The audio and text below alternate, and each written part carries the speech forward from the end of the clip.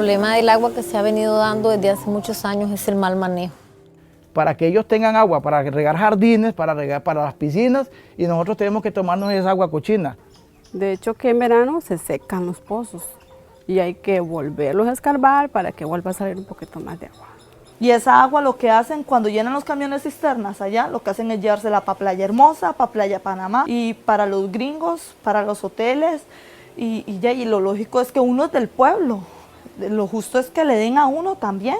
Ha sido la lucha durante 10 años y nosotros siempre estaremos al frente. Que es de derecho de vida, ¿no? Todo ser humano tiene el derecho al agua potable. Acabamos de ver un extracto de uno de los programas especiales de Era Verde que trata sobre el tema del acceso al agua potable en Guanacaste. Y hoy vamos a estar conversando sobre este tema. Visitamos varias comunidades y conocimos cuál es la situación que están viviendo estas comunidades debido a la falta de acceso de este líquido vital. Y hoy queremos indagar más profundamente en cuáles son algunos reclamos de las comunidades y también las responsabilidades que tiene cada sector, el Estado y todas las personas que están involucradas en estos conflictos. Y para ello, hoy nos acompaña Yamilet Astorga, que históricamente ha sido una luchadora por el agua y actualmente es presidenta ejecutiva de la IA. ¿Cómo está, Yamilet? ¿Cómo le va? Gracias por la invitación. Gracias a usted por acompañarnos. También nos acompaña Gadi Amit, que es activista de la Confraternidad Guanacasteca. ¿Cómo está, Gadi? Muy bien, gracias, y gracias a Era Verde y al canal de la UCR por propiciar estos espacios de diálogo. Así es, la idea de hoy es que podamos conocer más a profundidad cuál es esta situación que se está viviendo en la provincia de Guanacaste. Y quisiera empezar enmarcando un poco cuál es el conflicto, ¿verdad? Porque sabemos que en comunidades como Sardinal, Playas del Coco y Playa Panamá hay conflictos por el acceso al agua potable. ¿En qué consisten estos conflictos? Sí, el conflicto va mucho más allá de eso porque llevamos 7 años con el problema del arsénico en cañas y bagaces, llevamos muchísimos años con el tema de saneamiento de los 4 sistemas lagunares que tiene allá en Guanacaste, y tenemos el problema de las zonas costeras. Hay la salinización de Flamingo, de Brasilito, que es hace años, y en los últimos 2 años ya dentro de esta administración se salinizó Playa Panamá, y Yamilet Astorga nos dice ahora que se está salinizando Playas del Coco. Eso exige acciones concretas para que no suceda. Los daños son enormes. Sí, es una situación además que se ha sostenido en el tiempo este conflicto. En Era Verde hemos abordado este tema ya en otros programas, y lo que yo me pregunto entonces es, ¿hay agua en Guanacaste para abastecer a las comunidades? O sea, ¿qué es lo que sucede? Hay agua en Guanacaste, pero no en todo Guanacaste. Podemos hablar que todo lo que es la zona de Cañas, Bagaces, Liberia, La Cruz, todo lo que es la zona costera, incluso podemos decir que hasta todo Santa Cruz tenemos agua. Donde más problemas tenemos es todo lo que es la península Nicoya. Ahí sí no tenemos un cuerpo de agua subterráneo, por ejemplo, como sí lo tiene el resto de Guanacaste, que tenga una buena reserva de agua y que además responda muy bien para el acumulo de esa agua. Es ahí donde tenemos problemas. Todo el resto de Guanacaste hay acuíferos sumamente importantes que acumulan el agua, que lo mantienen ahí, y que por supuesto lo que nos ha faltado es infraestructura. Bien lo decía Gadi, hace años atrás, se da y se permite un crecimiento descontrolado, hotelero, turístico, inmobiliario, sin planificación alguna, sin control alguno, y que además se aprovechan de los acuíferos costeros. Los acuíferos costeros son cuerpos de agua subterráneos sumamente vulnerables, pero aparte de que se aprovechan estos acuíferos, se aprovechan sin tener conocimiento de cuánta es la capacidad del acuífero, no solamente en reserva, sino capacidad en función de cuánto podemos extraer y también en función de la recarga. Esto hace que lógicamente si hay mayor extracción que lo que ingresa al acuífero, empieza un proceso de salinización. Y esto fue lo que ocurrió. Brasilito ocurrió en el año 2015, no antes. Y Flamingo, pues parece que sí fue mucho antes. Playa Panamá, a partir del año pasado, empezamos a ver cómo la salinidad empieza a incrementar considerablemente. Y bueno, en el segundo bloque vamos a profundizar un poco más, pero ahí la respuesta de la IA para solucionar estos problemas de agua, en algunas zonas ha sido la construcción de algunos embalses que también han sido cuestionados. Entonces, ¿cuál es la garantía que da el IA respecto a estos proyectos que se han desarrollado? No tiene un solo proyecto de embalse, no sé de dónde lo tomaste, no tenemos un solo proyecto. AIA lo que tiene es el aprovechamiento de fuentes de agua. Recordemos que el uso del agua, o sea, el volumen de agua para consumo humano es el menor uso de todos los demás usos. El uso mayoritario del agua, del recurso hídrico, cerca de un 70% es para uso agrícola, no para consumo humano. Entonces aquí hay que tener muy claro eso. AIA no tiene un solo embalse. No obstante, importante decirlo, que para cañas, dado que cañas, bagaces y toda la parte baja de cañas y bagaces, que podemos hablar de Bebedero, podemos hablar de Montenegro, Falconiana, Quintas Don Miguel, que es la parte de bagaces, ahí tenemos arsénico. Entonces, aunque haya agua, hay arsénico. Y por lo tanto, esa agua no se puede aprovechar porque tiene concentraciones más elevadas que la norma permisible.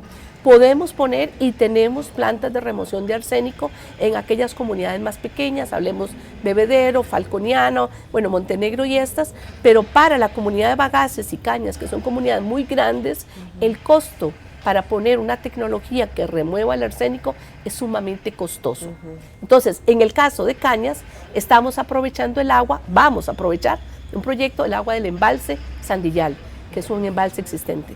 Ok, entonces bueno, ya en el siguiente bloque vamos a profundizar, como les decía, más en las razones, ¿verdad? ¿Por qué se ha sobreexplotado también en algunas zonas y cuáles serían algunas formas de solucionar este problema? Que eso también es un poco lo que queremos propiciar con este diálogo que estamos teniendo. Vamos a hacer de momento una breve pausa y ya volvemos con más de Era Verde.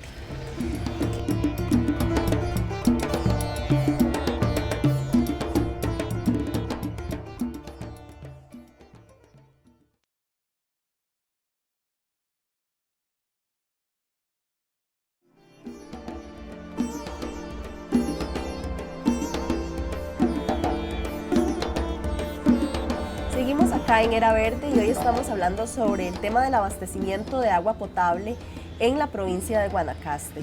Y estábamos ya en el bloque anterior viendo un poco las generalidades de este conflicto, ¿verdad? Porque tenemos estos dilemas que le han surgido a muchas personas. ¿Será que en Guanacaste no hay agua o será que se ha hecho un mal manejo del recurso hídrico? Quisiera que volvamos a este tema de la sobreexplotación. ¿Por qué es que se ha dado una sobreexplotación y esa falta de planificación en algunas zonas de Guanacaste? Bueno, creo que tanto la ley como la normativa está muy clara. Absolutamente todo proyecto que se vaya a hacer requiere de una carta de disponibilidad de aguas. Y resulta que nos encontramos un montón de proyectos que existen hoy día que no tienen esa carta de disponibilidad de agua, pero tuvieron el visado municipal. Y esto no solamente en Guanacaste. Este fin de semana estuve en Pocosí, ahí tenemos una gran cantidad de desarrolladores que hicieron su proyecto de vivienda popular, o sea, para población de bajos recursos, donde le vendieron el terreno y resulta que no pueden tener agua. ¿Por qué? Porque nunca contaron con la carta de disponibilidad de aguas y sí el visado municipal. Entonces aquí hay un problema serio que es parte de lo que intentamos de amarrar con las municipalidades. Hay que cumplir. ¿Cuándo pueden tener la carta de disponibilidad de aguas? Una carta de disponibilidad de aguas solo se da si el sistema, cuando hablamos del sistema del acueducto, pero también si la fuente de agua nos da suficiente caudal. Un problema grande en esto es que puede ser que el acuífero tuviera el caudal suficiente, pero cuando tenemos muchos de estos desarrollos que lo hicieron ilegalmente, hicieron pozos ilegales que todavía hoy existen y que siguen explotando el acuífero. Entonces nunca un balance hídrico puede salir, a los números nunca van a dar, porque dan autorización, pero resulta que hay otros explotando el acuífero, sacando por supuesto mucho mayor volumen de lo que se debería de sacar.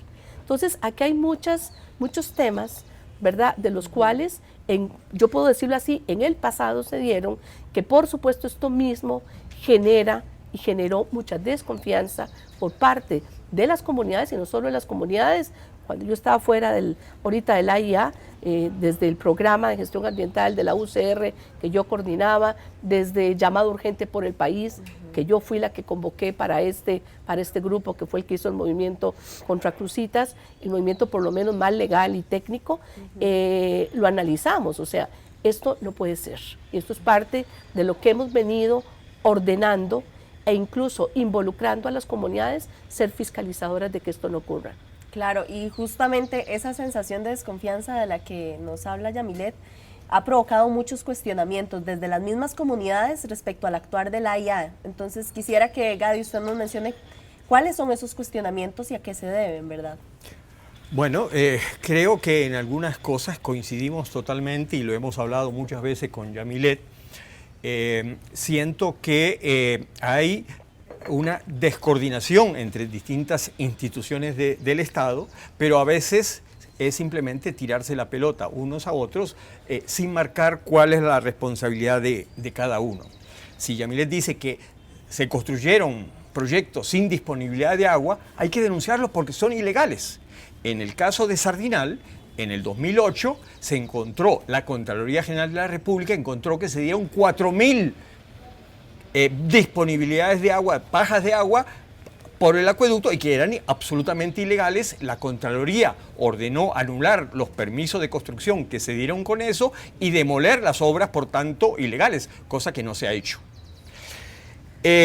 Planificación, sí, no hay planes reguladores y si los hay, se cambian. El proyecto Papagayo tiene un plan magnífico, original, y se ha cambiado 10 veces sin ningún criterio técnico. Y por eso es que se destruyeron bosques, se destruyeron áreas de recarga y tenemos problemas de agua en toda la zona del proyecto Papagayo. Otro de los temas que coincidimos con Yamilet es que el gran consumidor es el riego. El 70% es el riego. Entonces, tenemos que saber qué es lo que pasa con eso. Hay empresas como CATSA, Azucarera El Viejo, Taboga, que cada una tiene tanto agua como todo el agua potable que se distribuye allá en todo Guanacaste. ¿Y por qué lo tiene? Porque pagan 12 centavos de colón por metro cúbico, 3.000 veces menos de lo que paga un usuario de AIA, que son 350 colones promedio. ¿Sí? Entonces eso es un tema de política, que hay alternativas para solucionarlo y debemos solucionarlo para solucionar el problema del agua en Guanacaste. Estoy mencionando empresas que están en Carrillo, que están influenciando Santa Cruz, que están influenciando toda la zona costera.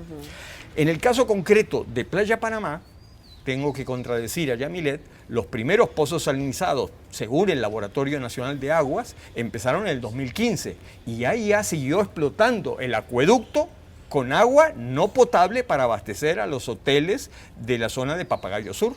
Y justamente frente a estos cuestionamientos, ¿cuál es la posición entonces de la AIA? Bueno, es muy importante tener claro, aunque Gadi dice que es que nos tiramos la pelota unos a otros, o sea, una institución como AIA no puede atribuirse competencias que no se las dan por ley. Así de fácil. O sea, ¿quién tiene que demoler construcciones que se hicieron de forma irregular? Le compete a la municipalidad. Penosamente. O sea, aquí tenemos un amarre también de la misma ley. O sea, AIA no puede ir a votar hoteles o votar proyectos inmobiliarios. O sea, es muy claro las competencias. Otro tema importante y es que AIA tiene una ley que le dice que tiene que llevar el agua potable a toda la población nacional, sea porque lo hagamos de forma directa o sea que lo hagamos por delegación. Cuando hay un mal desarrollo, o sea, no podemos decir, a pesar, o sea, nosotros no podemos, y eso sí, yo puedo asegurarlo, si hay algo en los cuales hemos tenido así un comportamiento sumamente estricto, es no dar agua a aquellos que no cumplen con la norma. Lo hemos hecho, es más, yo puedo asegurar ahorita, y por eso en muchos lugares no nos quieren, de que AIA es el que está haciendo el plan regulador de muchos lados, porque ponemos el freno, pero eso no es competencia de la institución. La competencia de la institución es llevar agua y no se vale que tengamos que frenar, darles agua a población, incluso, como digo, penosamente, a veces a familias de escasos recursos que están en un desarrollo que no cumplió con toda la norma. Sí, incluso la misma misión o función que tiene el AIA a nivel nacional es garantizar ese acceso, ¿verdad?, al agua potable a todas las personas. Y por ahí mismo también han surgido desde las comunidades estas posiciones que dicen que ha sido contradictorio el discurso de la AIA respecto a lo que realmente se hace en la práctica. ¿Por qué? ¿Por qué se dice que hay contradicción, Gadi? Bueno, porque en los esfuerzos que se hacen para solucionar, por ejemplo, el caso del arsénico para las comunidades que mencionó aquí Yamilet, Montenegro, Fincas Don Miguel, Barrio Hotel, La Libertad, Bebedero, llevan desde el 2013, llevan 4 años de que ganamos el recurso de amparo que obliga a solucionar el problema y no se ha solucionado, todavía no está diseñado, financiado, y en Bagaces no se puede construir una casa porque no tienen agua. Mientras que para los hoteles sí ha corrido ahí ya con camiones cisternas a troche y moche y construyendo un acueducto de Lancite Dulce a Playa Panamá, a Las Carreras y en forma bastante irregular y planeando Trancas Playa Panamá para llevarle agua a los hoteles. La inversión para el Río Piedras es de $600 millones, es una locura. Para agua, para riego, el 80% de Río Piedras es para riego. Entonces hay un desequilibrio total que nosotros insistimos, la prioridad debe ser para la población, y sí, para la población más necesitada, de pronto para los precarios que no están legales, pero es la gente que realmente necesita agua para vivir. Y creo que ahí eso tenemos muy claro, ¿verdad? Todas y todos acá que eso debe ser prioridad, que las personas tengan acceso al agua potable. Y por eso en el siguiente bloque queremos hablar un poco también más de propuestas. De frente ya a este escenario que hemos analizado, ¿qué se puede hacer? O sea, ¿qué podemos hacer? Porque tenemos aquí un interés común y es el de defender el derecho humano al agua, el acceso al agua potable. Así que vamos a hacer de momento una pausa y ya volvemos con más de Era Verde para ver cuáles son esas propuestas para garantizar el acceso al agua a todas las comunidades.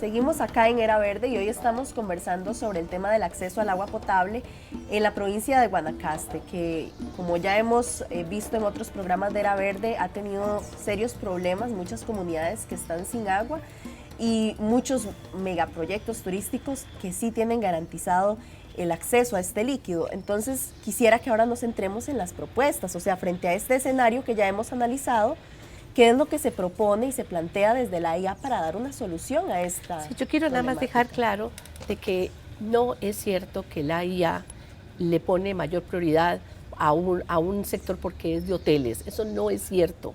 Cuando se hace un proyecto se hace pensando en todos aquellos que requieren el agua, que son las familias, las personas y los proyectos que estén ahí. No podemos decir este sí, este no. Lo primero es una muestra de esto es la cantidad de proyectos que hoy día tenemos. Tenemos 398 proyectos. 398 proyectos en todo el país, dentro de ellos 30 en comunidades indígenas. Entonces, aquí tenemos que ver de que, es más, en todo lo que son comunidades, ciudades, o sea, pueblos, tenemos la mayoría de la inversión, no en la zona costera. Entonces, es muy importante tener claro esto. Específicamente en Guanacaste, Bagaces es un proyecto que, como bien dice Gadi, tiene mucho rato y no hay solución. Ya tenemos los diseños listos, tenemos el financiamiento listo y tenemos, ¿qué fue lo que se nos pegó ahorita? Con un terreno. Y penosamente en este país, cuando hay un terreno donde el dueño no está de acuerdo con el pago que se le va a dar, hay que ir a expropiación. El tiempo promedio que nos está llevando un proceso de expropiación para que el juez le dé orden a la AIA de poder entrar, que es donde es la toma de agua, es una toma de agua allá en Cuipilapa, es allá yendo en por Guayabo Bagaces, resulta que dura 385 días. Entonces ya queremos entrar, ya queremos arrancar, pero nos tiene pegados esto. Incluso hasta he pedido reuniones, ¿verdad?, por diferentes lados en la corte y todo, para que nos ayude, porque estamos hablando de necesidades básicas. Entonces, tenemos el proyecto de bagaces, tenemos el proyecto de cañas. El señor presidente de la República consiguió un financiamiento, una donación para varios proyectos, y el proyecto que más gustó fue el proyecto del acueducto Caños Bagaces. Ya hemos tenido misión, esto por la República Popular de China, donde lo harían los mismos chinos, pero que nosotros tenemos que hacer todos los estudios básicos. Vamos a tomar el agua desde el embalse Sandillal y estamos ya con convenio con el ICE y todo, lo tenemos súper avanzado para que no más, cuando nos den, como decir, la banderita ya de que se vienen, se venga para la construcción de esto. Es una necesidad urgente y así tenemos otro montón de proyectos en todo el país. Entonces, no es cierto que nos preocupamos por los proyectos de la zona costera, son unos más, como otros más en todo el país. Con esta solución de Playa Panamá, es otro proyecto viejo, proyecto Trancas, yo no sé cuánto tiempo tenía ahí con el ICT, financiado por el ICT, donde ahí ya está aportando también. ¿Por qué? Porque se perdió todo el agua en la zona costera por la salinización. Pero tenemos muchas soluciones y por supuesto que entre todas esas soluciones es el trabajo conjunto con las comunidades para el manejo adecuado de los acuíferos y el monitoreo, la fiscalización de cuánta agua se va a extraer del acuífero y que tiene que ser basado en estudios técnicos. Y de para dónde, ¿verdad?, va a ir esa agua. Y desde las comunidades, Gadi, ¿qué plantean como soluciones, digamos, también en el marco de esto que nos plantea Yamilet? Bueno, primero aclarar, recordar que nosotros pedimos diálogo y participación real. Y le planteamos al gobierno, y ahí ya el 13 de diciembre estaba la asesora de doña Grace, de doña Yamilet Grace, estaba en esa reunión, se le pidió diálogo y el gobierno dijo no al diálogo. Y no es que estábamos hablando tonteras, no es que no tenemos argumentos, porque al lunes siguiente hubo reunión sobre esos temas en Casa Presidencial, pero no con participación popular. Hay muchas reuniones, mucho venir a informar y hablar, pero no escuchar y no dar espacio a las propuestas nuestras. Nuestras propuestas son muy concretas. El tema del agua en Guanacaste se arregla con riego por goteo para la zona de caña, básicamente para los cañales, que son los que consumen el gran volumen y que abarca, hay en Liberia, hay en Cañas, hay en Carrillo, hay en Santa Cruz, cañales, y es una solución viable que ya los grandes ingenios tienen instalado y que ahorran el 80%, y ahorrar el 80% del 70% es el 56% del agua de todo Guanacaste. Si ahorramos eso, hay agua para tirar al techo. O sea, regular más ese consumo de las plantaciones. Costo cero para el gobierno, porque es inversión de las empresas cañeras que tienen que hacerlo. Si se le sube el precio del agua, el costo del canon, se equilibrará la necesidad de ellos y tendrán que hacer la inversión para solucionar ese problema. Y eso soluciona el problema global. Para las zonas costeras en especial, creemos que la solución debe ir por el sistema de desalinización. Nos parece que la lucha que dimos hace muchos años para parar el acuífero de Nimboyores, la explotación del acuífero Nimboyores, llegó a Conchal a la solución de montar la primera planta de desalinización bien montada en Costa Rica. Las grandes empresas urbanísticas y turísticas en la zona costera deben asumir el costo de su agua. No podemos subvencionarlo porque ellos vienen a hacer una inversión, no debe estar subvencionada porque ellos tienen los recursos. Que ellos construyen sus plantas de desalinización, se abastecen de eso y dejan los mantos acuíferos para las comunidades costeras que son más necesitadas y menos de recursos que los acueductos que maneja Acueductos y Alcantarillados. Y esas dos soluciones son concretas, son prácticas, son viables, son legales. ¿Por qué no se aplican? Porque el gobierno se tapa los oídos y no busca el diálogo. Y entonces, ¿qué plantea la IA para acercarse a estas comunidades que sienten que no han sido escuchadas? Bueno, es muy raro que no tengamos diálogo. Yo puedo decir que yo a Unice, mucho antes de sentarme con ella, la llamé cualquier cantidad de veces por teléfono para que tuviéramos esa reunión y siempre me dijo, tengo que consultar. Y no me recibió. Estoy hablando No es por arrogarme, porque a mí no me gusta arrogarme ninguna posición, pero fui yo directamente, la presidenta de la IA, quien la estuvo llamando para tener esas reuniones. Tuvimos una reunión y de ahí salieron varios compromisos que al día de hoy seguimos cumpliendo, pero no hemos tenido la posibilidad de llevarles porque no hemos concluido. Pero aparte de eso, yo quiero algo muy importante. Yo quisiera invitar a Era Verde para que haga un programa de Coninvoco, porque en Coninvoco es una comisión en la cual participan 14 asadas, comunidades representadas por acueductos comunales, que desde septiembre de 2014 construimos participativamente no solamente un modelo que le llamamos, va a ser el primer modelo del AIA público comunitario, donde conceptualmente construimos juntos la idea de este proyecto, pero también la idea del plan de manejo del acuífero Nimboyores. Recordemos que Nimboyores y Sardinal tuvieron un pasado feo, la verdad, y con Nimboyores estamos haciendo las cosas muy bien. Lo intentamos con Sardinal, pero ha sido muy difícil. Pero yo siempre he estado dispuestísima porque creo en el trabajo participativo, creo en el control ciudadano, creo. Y para el control ciudadano, la única forma de hacerlo es que el ciudadano tenga el conocimiento. Y ese conocimiento tiene que construirse conjuntamente. Ha sido difícil en Sardinal. No obstante, sí puedo decir que tenemos una comisión ya conformada para el manejo del acuífero Sardinal con representantes de Sardinal y del Coco. Bueno, y desde Era Verde también siempre recalcamos esa importancia, ¿verdad?, de que se articulen realmente las instituciones del Estado para trabajar con las comunidades, para resolver estos temas que ya sabemos que el agua debe ser prioritariamente para consumo humano, para que las personas podamos tener acceso. Así que esperamos que vaya avanzando ese diálogo y que realmente se puedan sentir escuchadas las comunidades y ver reflejado esto en soluciones reales. Que ojalá muy pronto estemos conversando más bien sobre esos logros que se hagan del trabajo conjunto. Se nos terminó el programa, ya se nos acabó el tiempo, pero sí, muchísimas gracias.